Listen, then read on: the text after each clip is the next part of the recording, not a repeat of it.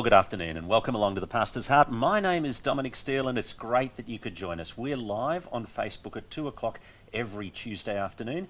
Now, today we're thinking multi-site churches, where you have a senior pastor, a unified leadership team, but overseeing churches operating on a number of different campuses around the place. And perhaps for some, our first thoughts go to some sort of big American mega church, and then you think potentially of abuses of power and those kind of things, or even Hillsong here in Australia, where you've got centralised video preaching satellited to campuses across the country.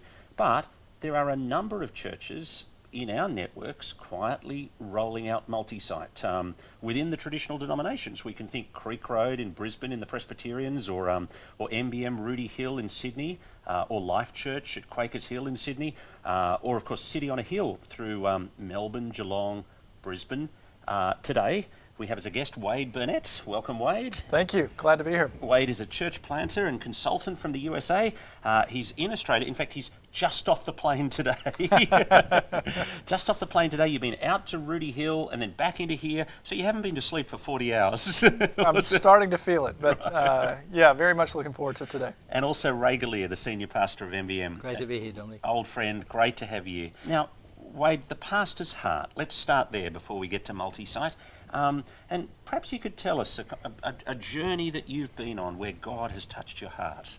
I'd love to. I think what comes immediately to mind for me is my background is as a lawyer. Mm-hmm. I was trained as an attorney, and that felt sacrificial for me because I'd wanted to go into ministry. Mm-hmm. I wanted to go to seminary, but instead went to law school, and unexpectedly got to watch as a church formed out of a prayer group at my law firm. Mm-hmm. We were meeting on Sunday nights for meals and prayer, and that group grew into about 80 people or so. Mm-hmm. We kept having to move locations, and eventually decided as a group to start a church together. Mm-hmm. And it was just a wonderful couple of years to be a part of that journey and watch it from 4 people all the way through. And the joy of the roller coaster. It was a roller coaster, yes, for sure. But to get to do that as a lawyer, and then to eventually get to transition out of law into ministry full time was just an incredible journey with God. Mm-hmm. Mm. Yeah. Ray, let's go to you. And a complex story or a joyous story, difficult story. Where's God worked in you? Yeah. 2010. Mm-hmm. We built a new building, but leading up to that, as you know, it takes a lot out of you. And we were doing it at kind of the same time, yeah. And on receiving the generosity of our diocese, yeah. At the same time. Let's put a plug in for that. Yeah. But I think 80% of ministers leave a church after a building's been built, something like that. Yeah. And you know why? Because you're sticking all those hours of work on top of everything else. So it's the stress of raising the money, it's the stress of building the coalition of support, it's the stress of getting through council, it's that you do all this work on the building instead of the pastoral care. And still trying to run church. Because that doesn't stop. But one of the key players in doing that was my warden, Shane, who's a dear friend, 42 with 6 kids, and the only time he got into that building was in a coffin. So he got diagnosed with cancer 2 months before. He was told 2 years, but there we were on my birthday, where he normally took me out on my birthday. They were having his funeral, and so that really, I think that combination probably brought me into depression. But undiagnosed. I mean, I used to be a social worker, but you think it might have worked. I had no real awareness of it. I was so in it. And then that was just a hard year. So we got an influx of people because we had a kind of a footprint in the community. But the joy of that was all, just sort of cancelled out by the fact that we all, including my congregation, we all grieved the loss of Shane. And because, his wife, 6 kids, that added to the grief. My son got married that year. That's a joy and a sorrow because you missed them. Yeah. I mean, the Dragons won that grand final that year. That was a momentary joy. But essentially, 18 months, I was depressed, and I just didn't know it until I kind of came out of it. I thought, wow, I think I've just been in a dark cloud for 18 months. Yeah. I mean, you and I were going through the building process at exactly the same time. Yeah. And we should have talked more. We should have, because I got depressed as well. Did you? And And I mean, I was But going I'm glad we built that. yeah. And as you said before, 80% of ministers leave in the year after the building project. And so personally, I consider it a major triumph just to still be Survival. here. Yeah, that's right. Able to smile after it. And we're thankful for it, and obviously knowing Shane's with the Lord, makes it's a grief tinged with joy as well. So bittersweet. So yeah. Now wait, let's draw you in, and you're here consulting and advising on the whole concept of multi-site church around the country. Now, can you?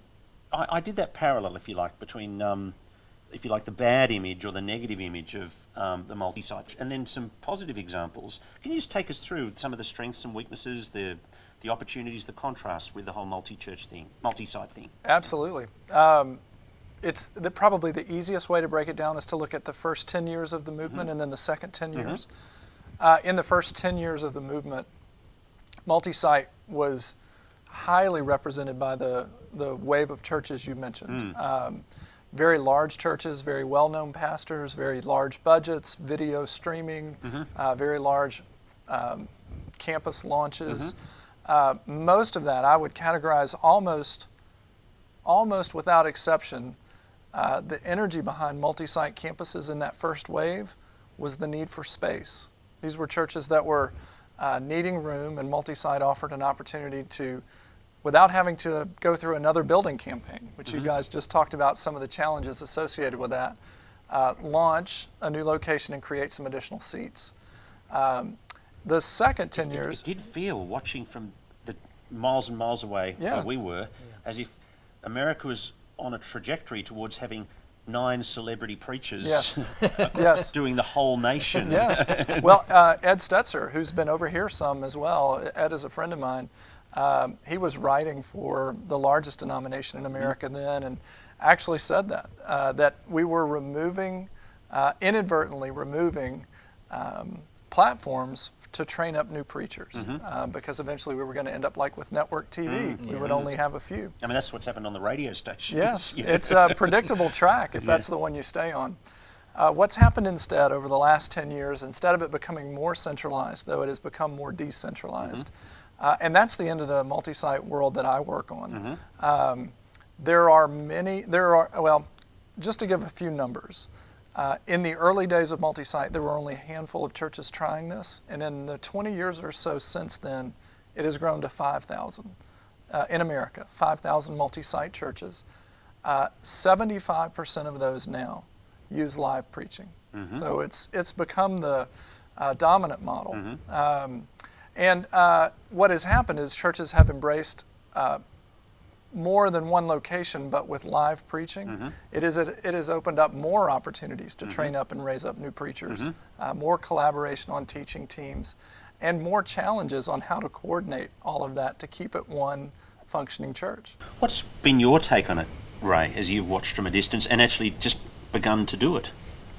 Yeah, so actually, as you were talking about it, I was thinking it's kind of like branch churches on steroids. Yeah. There's kind of like there's nothing new under the sun. Yeah. So, and not so much on steroids. What is a branch church? But a collection of parishes, congregations attached to a centralised governance. Yeah. I mean, I think back to 25 years ago and being a member of St Matthias Church at Centennial Park. Good example. And we were a church at Centennial Park, but with a congregation that met at the University of New South Wales, a Greek congregation that met at the University of New South Wales. There was a congregation down at Carlton. I was part of a congregation at Marrickville, and I think there were 14 or so congregations, all under the one centralised leadership team and one budget, and and that was 25 years ago.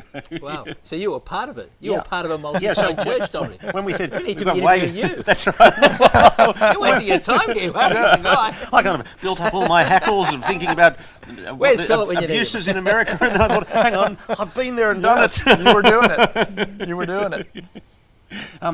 But you're doing it now, aren't you? Yes. So a couple of years ago, I felt I was wandering. That happens as a pastor, and I needed to set my focus for essentially the last decade of my kind of full-time ministry. So we set some goals in place, and one of them was we wanted to obviously use the building that we had to capacity and all the opportunities, and then after that, let it overflow to other.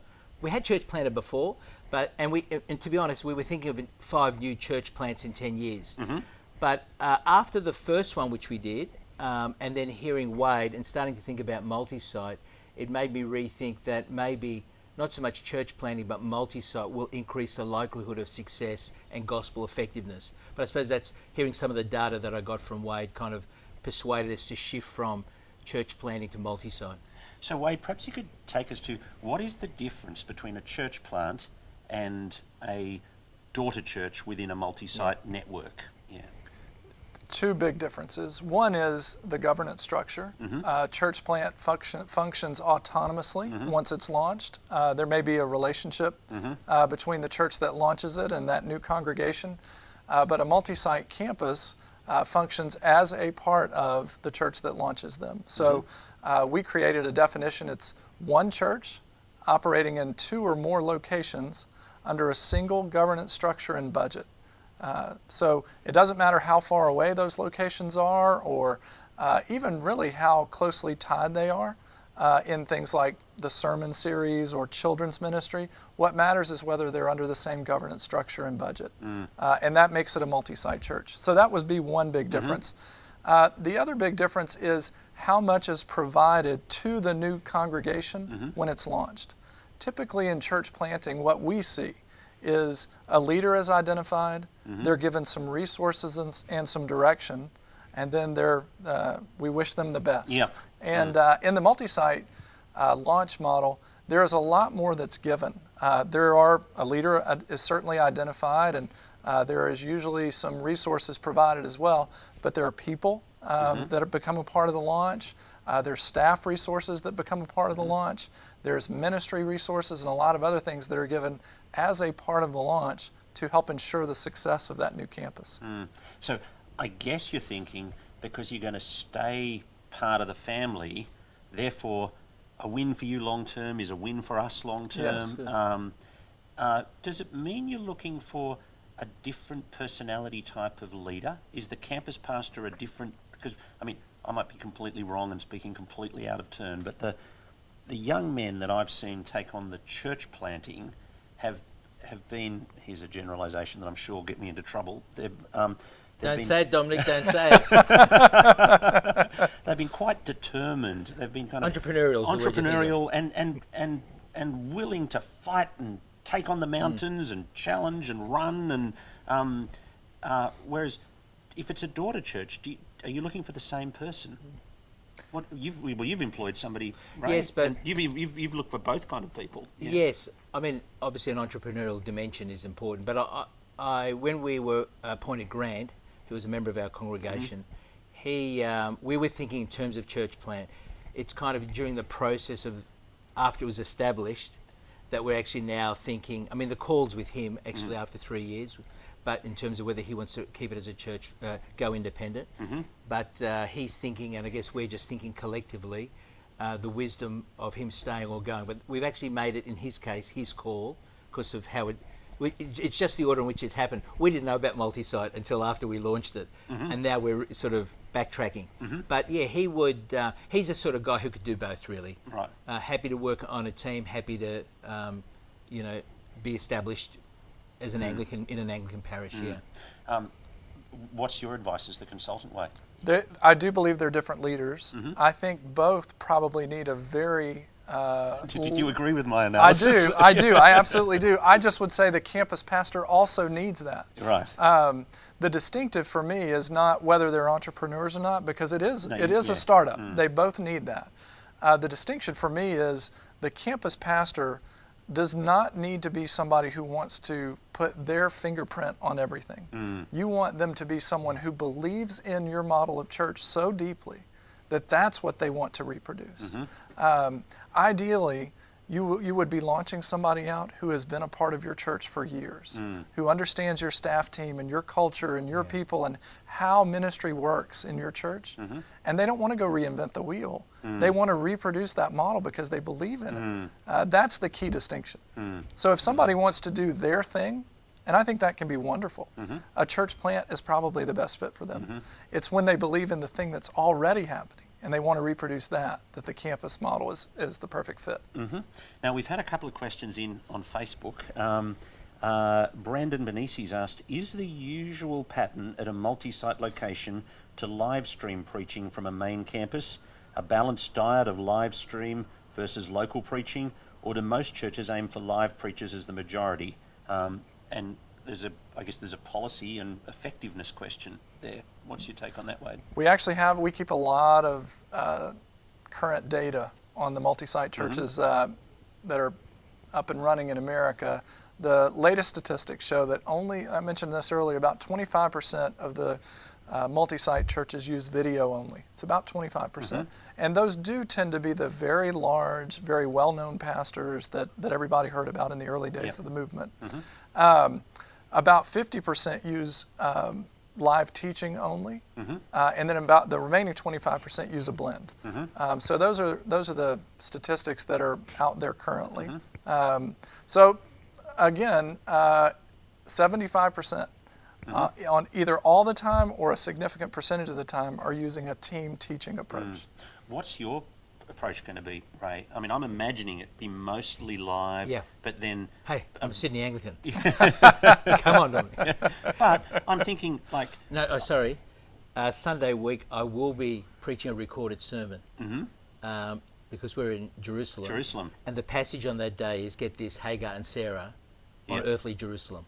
That was too good to be true. So you're going to record it in Jerusalem? Well, no, it's pre-recorded because the technology... The green screen, there'll be some Israeli pictures in the background. But you're going to play that both in Rudy Hill and in the daughter campus? Yeah. Right. Yeah. And so that'll be the first time, but that's not because of a commitment to explore. We are, I guess, dipping our toe in the water, but to be honest, it's actually tied to the coincidence of the fact that I'll be in Jerusalem and the passage is on Jerusalem. On earthly and heavenly Jerusalem. But if it was a Vision Sunday or something like that, it could happen. I mean, you kind of... Often what churches have done is they've had a Vision Sunday, they wanted to pull together all their congregations, but when they've pulled them together, they get a smaller attendance at the Unity meeting than they would have at all the satellite meetings. And so I could see the logic in saying, well... That'd be another good example of when to do it. Yeah. We did it as a diocese years ago with Peter Jensen. Yeah. It was a good example. Okay, what are the opportunities for multi-site in Australia, Wade, as you've been talking with various leaders, and you're going to, over the next 3 weeks, be doing conferences in Sydney, Melbourne, Brisbane on this topic? Yeah, I am. I think there's tremendous opportunity. I am not sure yet, I'm still learning, how much of what we've learned over the last 20 years of America is transferable here. I don't know the answer to that yet. But I do see a really close analogy between the multi-site movement of 10 years ago and the current development of these kinds of models for leading churches in Australia. And what I mean by that is I think there is the real potential for some of these churches to break out and begin to reproduce congregations. One of the requirements for this model is margin. You have to have some available resources. You have to have leaders. You have to have some desire on the part of leadership to devote energy to something that's going to happen at another location, not just here. And I see that. These 8 or 10 churches I'll be working with here over the next 3 weeks all embrace this. Like when I talked to Ray a year ago, he was saying, over the next 10 years, I'd like to look at launching a handful of these. Well, there's a way to do that. We've learned that, but it's also unique or new here. And what that'll actually look like in practice remains to be seen.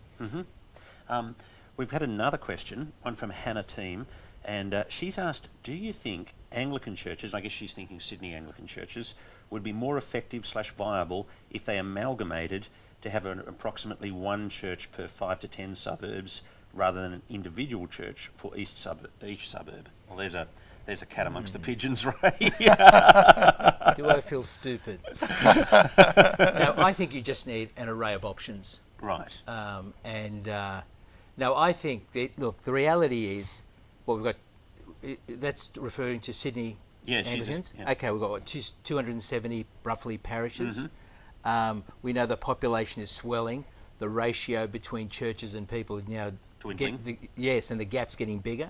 So we just need more vibrant church. It's not a question of amalgamate, it's a question of actually far more vibrant. I mean, in some cases, amalgamation might help both congregations. You know, the ministry that I began and the parish of Rooty Hill, we amalgamated. We needed real estate, they needed people. It was a lovely marriage, and that was a great option. So that's actually what happened here too. Yeah, exactly right. So you know, you're in a sense rebirthing existing parishes. So no, for me, it's just exploring more and more options. The beauty of this is it helps you replicate your DNA that has some effectiveness. So, you know, without thinking you're the ant's pants, you're thinking, well, something is happening that's of use.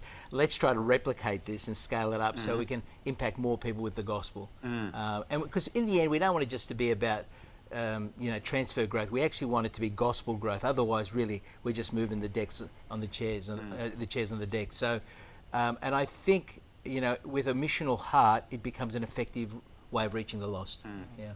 Now, Wade, as you've spoken both last year when you were out doing some consultations and as things are being lined up for you on this next 3 weeks, what are some of the key questions that Australian pastors are asking you?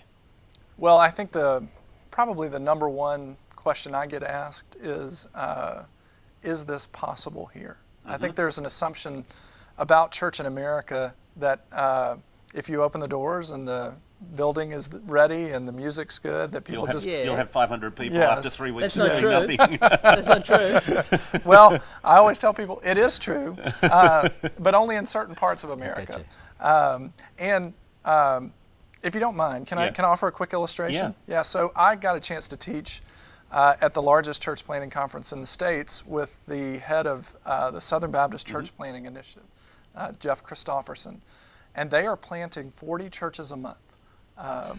The problem, though, is they are closing 40 to 60 churches a month. Oh. And there's a net loss. We're not even keeping up with population growth. And Jeff was saying, even with all of the resources we're putting into it, what we're seeing is the easiest places to plant keep getting more and more of our attention. The places where you can open the doors and 500 people come in, while all the rest of the country where it's difficult, doesn't get nearly the same amount of attention and effort. So what we've been doing for the last 5 years, and this is my hope in coming to Australia, and I got a chance to take Scott Sanders from Geneva Push with me on some of these efforts. We've been going to places like the Pacific Northwest, where there is no Christian heritage. People didn't move to the American frontier to go to church. And we've been exploring the development of these models there. And so what I've said to these pastors when they've asked, is this possible here? My honest answer is, I don't know. But I do know we've seen it work in places like the Pacific Northwest. So I'm encouraged that at least some of the principles of reproducing healthy congregations and launching models this way will work here. So when someone like Ray comes to you and says, help me, what do you say to him? Well, who could say anything but yes to Ray? I mean, I can think of about 10,000 people right now. So that is what Ray said. We had lunch, and I shared with him, I don't believe, certainly not from America to Australia, that there is a paint by the numbers approach to this. You know, I don't think there's just a cut and paste model. So my answer is always, I'd like to get to know you and your church, and then offer an opinion on what I would recommend. And sometimes what I'd recommend is not exploring the multi-site model, but continuing to focus on the fundamentals of church. Other instances, like with Ray, I'm not just saying this because he's sitting here. There is real potential there. What are the things you're looking to learn from Wade, Ray? Well, sometimes you don't know what you don't know. Yeah. So I'd like to know all about that, about the unknown universe. Well, I mean, really, it's what are your questions and your anxiety? I mean, you said you're hoping for more multi-site church. You're hoping for more daughter churches. What are the issues that you think, I'm not sure about this, I'm not sure about that? Look, there's just, we've made mistakes as we're going, from the very beginning. There's just like, we do it different. So, even the whole issue, there's different versions of multi-site. And so when you see the literature, my goodness, there's just a range of versions of it.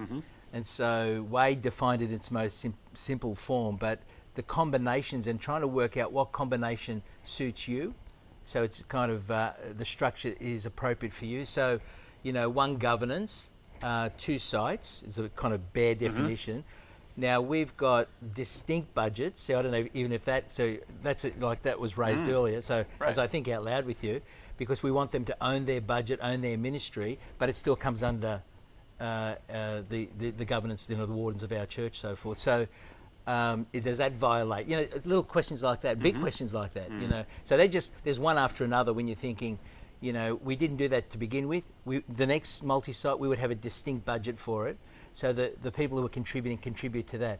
Then also, what's the relationship between the multi-site and the 2 sites anyway? Because you want to be careful about the wording, don't you? You want to respect both sites and not think one's greater than the other. But the sending, the site that sent the off-site, how we put it that way, do they contribute financially and how much to the support mechanism that you're providing? How do you measure that? The structure, we're a purpose model. How does that look? Wade's getting a handle on our version of the purpose model. So it's a little bit more complex. Would you have the purpose people, the maturity person, those people who are looking after the main campus or the parent campus or whatever, also looking after the daughter campus? Yes, when they don't actually go to church there? Yes, although they're encouraged to visit, and we've been, that's been weak on our part. We need more of those pastors present there, just so that they know on the ground what's happening. So there's a whole lot of questions about the nature of distinction and unity, really. It's that old question, that old chestnut. And trying to... But what I love is, you go there and you think, well, they've really got our DNA, but they're still distinct. But you want them to own it, but not so own it that they've kind of... making mistakes they don't have to make, really. That's the other thing. But there's a truckload of questions. I could say them now, but really, that would be a taste of them. Yeah. What's this... When can you start in terms of numbers you've talked about multi-site for every size, or how does that work? Yeah, that's a great question. That's probably the one we get the most. What we've seen in multi-site historically is that churches felt like they had to get to a certain size before they even had the conversation. And typically in America, that involved a building. In other words, once we're in a building and settled, then we can look at multi-site. What we're seeing now is churches beginning their church life with a decision to reproduce in the future. So how do we set things up from the very beginning so that when we get to that place, we're ready? We've done this in a way that's reproducing friendly. Even in all of that, we'd still say there is a size at which this model makes sense and under which it does not. And for us in the States, that's usually around 500 people. Right. If you're under 500 people, you can look at this model, but there are some very practical reasons why it probably wouldn't function as healthily. Now that, as you said earlier, if you open the doors in the States and 500 people come rushing in, I've already learned... That's week 3. Yeah, exactly, or week 1. I've already learned in Australia that's a really, really, really large church here. Yeah. And that's one of the things that I'm here learning is, again, how much of this is transferable. So, okay, Wade, what about you're in a church building that sort of seats 120? Yeah. And, you've got 3 opportunities on a Sunday to fill it. You won't still crack the 500, but you've exhausted, the Saturday night church scenarios, but really you're exhausting the space for a Sunday gathering.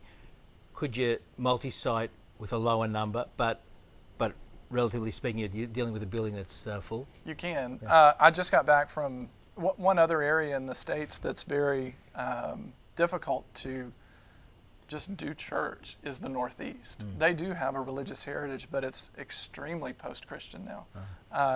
Vermont has, Maine has only 4 churches of 500 or more people in the whole state.